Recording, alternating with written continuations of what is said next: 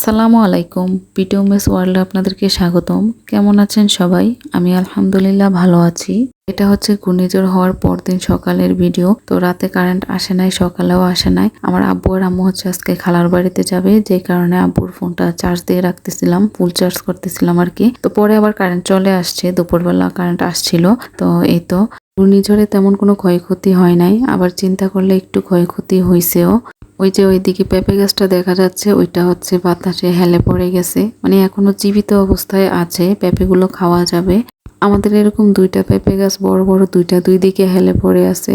এর আগে আরেকদিন বাতাস আসাতে হচ্ছে আমাদের এই যে এদিকে এই পেঁপে গাছটা ছাদের দিকে পড়ে আসছিল আর কি। তো আরেকটা এখন ওইদিকে চলে গেছে, তো দুইটা দুই দিকে যাইয়া রয়েছে। এটা দেখে আমার অনেক বেশি হাসি পাইছে যে কি একটা অবস্থা, লম্বা দুটা পেঁপে গাছ ছিল, দুইটারই সেম অবস্থা হয়ে আছে। সকালবেলা একটু ছাদটা ঘুরে দেখতেছিলাম আর কি কি অবস্থা হয়েছে। আর এদিকে হচ্ছে আমাদের একটা কাঁঠাল গাছ আছে, তো ওইদিকের একটা ঢাল এরকম ভেঙে পড়ে গেছে আর কি। তো এই তো তেমন আর কোনো ক্ষয়ক্ষতি হয় নাই। তো আজকে যেহেতু আমার আব্বু আম্মু আমার খালার বাড়িতে যাবে, তো সেই জন্য আজকে দুপুরে রান্না বান্নাটা আমিই করব। তো আব্বু আম্মু আবার চলে আসবে, আমাদের সাথে হচ্ছে আমাদের দাদু সহ ছিল। আমি, আমার কাজিন, আমার ছোট বোন আর দাদু বাড়িতে ছিলাম আর কি। আজকে কোনো মাছ মাংস রান্না করব না, আজকে হচ্ছে ডিম রান্না করব। আমি আর আগে কখনো ডিম রান্না করি নাই, আজকে এই প্রথম আর কি। সাথে আলু দিব, তো আলুগুলো একটু বড় বড় করে পিস করে কাটছি, কারণ আমার এইভাবে আলু খেতে ভালো লাগে। আমার আম্মু সবসময় চিকন চিকন করে আলু কেটে দেয় ডিমের সাথে, আমি একটু আজকে ভিন্নভাবে রান্নাটা করব আর কি। পেঁয়াজ কুচি, রসুন বাটা, আদা বাটা আর হচ্ছে ধনে পাতা নিয়ে নিলাম। ডিমগুলো গ্যাসের চুলার মধ্যে আগেই সিদ্ধ করে রাখছিলাম, এখন হচ্ছে জাস্ট সাথে লবণ আর হচ্ছে হলুদের গুঁড়া দিয়ে ভেজে নিচ্ছি। ডিম আমার তেমন পছন্দ না, মাঝে মাঝে বাধ্য হয়ে খাই, যেহেতু আমাদের হাঁস আছে নিজেদের। তো এগুলো হচ্ছে আমাদের নিজেদের হাঁসের ডিম আর কি। তো আম্মু প্রায় সময়টা রান্না করতে হয়, যেহেতু ডিম একসাথে অনেকগুলো জমে যায়, কারণ প্রতিদিন শুধু আব্বু একটা করে হাঁসের ডিম খায়। আর আমার আম্মু যেহেতু প্রেশার বেড়ে যাবে, সেই কারণে আম্মু হাঁসের ডিম খেতে পারে না, মুরগির ডিম খেতে হয়। তো সেই কারণে হচ্ছে প্রায় সময় ডিমটা রান্না করলে আমি খেতে চাই না, বাট জোর করেই খাই আর কি এক প্রকার। তবে আজকে আমি আবার দুই রকমের ভর্তাও বানাবো। তো এটা হচ্ছে আলুর ভর্তা আর হচ্ছে বেগুন ভর্তা করবো আর কি।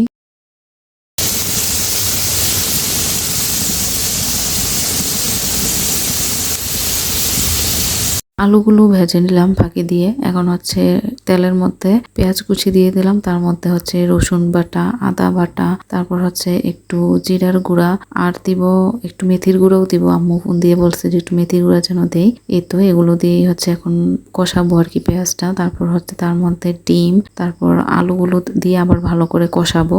আমি যতটুকু জানি ডিম বা মাংস রান্না করতে হলে ভালোভাবে কষিয়ে রান্না করলে নাকি তরকারিটা অনেক বেশি মজা হয়। তো আমি ওই রুলসটাই ফলো করতেছিলাম, এখন জানি না কেমন হবে। খুবই যত্ন সহকারে এমনকি মনোযোগ দিয়ে রান্না করতেছি, যা হবার হবে। পরিশ্রম তো করতেছি। আমি রান্না করতে গেলে সবসময় একটা আতঙ্কের মধ্যে থাকি, কি না কি ভুল করে ফেলে এই আর কি। মানে এত যত্ন করে রান্না করি, তারপরও কেন জানি আম্মুর হাতের রান্নার মতো হয় না। আমার আম্মুর হাতের রান্না মাশাআল্লাহ অনেক মজা আছে।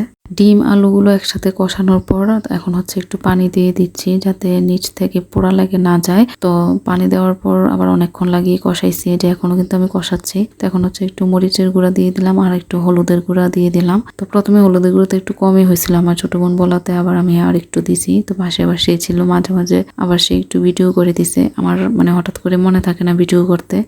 সামান্য পরিমাণে লবণ দিয়ে দিছি। আমি যখন আলাদাভাবে আলু আর ডিম ভাজতেছিলাম, তখন কিন্তু আমি ওইগুলোর সাথে লবণ দিছিলাম, সেই কারণে এখন একটু কমিয়ে দিছি, পরে আবার চেক করে দেওয়া যাবে।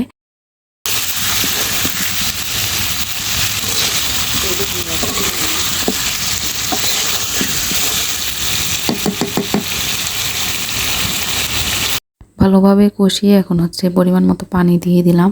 বেশি ঝোল থাকবে না, কারণ আলুগুলো তো সিদ্ধ হতে হবে, সেই কারণে একটু বাড়িয়ে দিলাম।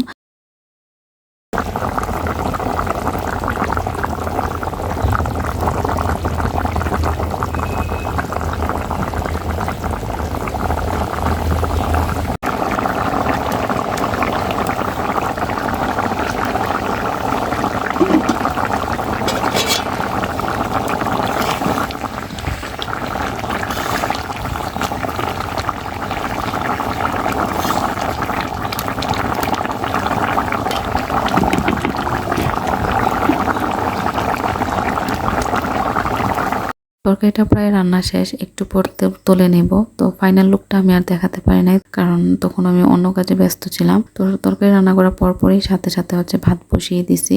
আলুর ভর্তা আর বেগুন ভর্তা বানানোর সময় আমি ভিডিও করি নাই, কারণ আমার তখন ভালো লাগতেছিল না, একটু কাজের প্রেশার বেড়ে গেছিল সেই জন্য। তো এখন হচ্ছে দুপুরের খাবারটা খেতে নিয়ে বসছি, সবকিছু একসাথে নিছি। তো আলহামদুলিল্লাহ মজাই হয়েছে। আমার ছোট বোনও বললো যে ওর কাছে নাকি ভালো লাগছে আমার তরকারিটা, আর 2টা ভর্তাও নাকি ভালো লাগছে।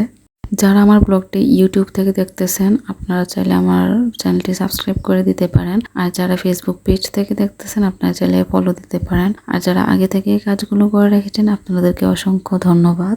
আপনারা ইদানিং আমার ব্লগে কোনো কমেন্ট করেন না, আগে কিন্তু অনেক কমেন্টস আসতো। তো আমি আপনাদের কমেন্টসগুলো অনেক মিস করি, কারণ আপনারা কমেন্ট করেন যখন আমার এগুলো পড়তে ভালো লাগে। তো আপনারা এভাবে আমাকে সাপোর্ট করে যাবেন। যারা শুরু থেকে সাপোর্ট করতেছেন তাদের কাছে অনেক অনেক শুকরিয়া, কারণ আপনাদের সাপোর্ট ছাড়া তো আমি এত দূর আসতে পারতাম না। তো ইনশাল্লাহ আপনাদেরকে সাথে নিয়ে আরো বহুদূর যাওয়ার ইচ্ছে আছে। আপনারা দোয়া করবেন আমার জন্য, আর আপনাদের পরিবার আত্মীয় স্বজনদের মাঝে আমার এই ব্লগগুলো শেয়ার করে দিবেন। আমি এখন পর্যন্ত কুমিল্লার বাইরে যাই নাই কোথাও ঘুরতে, মানে সে কারণে আপনাদের সাথে আউটিং কোনো ব্লগ আমি তেমন ভাবে শেয়ার করতে পারি না। তবে আমার ইচ্ছে আছে কোনো একদিন হয়তো ইনশাল্লাহ যাবো আমি দূরে কোথাও কুমিল্লার বাইরে। তবে সেই সময়টা আসতে একটু সময় লাগবে, আমি একটু ধৈর্য ধরে আছি, আপনারাও একটু কষ্ট করে ধৈর্য ধরে থাকুন। তবে আমি একটা সময় অনেক ঘোরাঘুরি করছি, যখন আমি অনার্সে ছিলাম আর কি, তখন আমাদের ভার্সিটি থেকে ট্যুরে নিতে আমি সবগুলো ট্যুরে গেছি, বান্দরবান, সাজেক, কক্সবাজার, তারপর হচ্ছে খাগড়াছড়ি। তো মোটামুটি অনেক জায়গায় ঘুরে হয়েছে। তখন তো আর আমি ব্লগ করতাম না, সেই কারণে আপনারাও মিস করলেন, আমিও মিস করতেছি আর কি ওই সময়টা।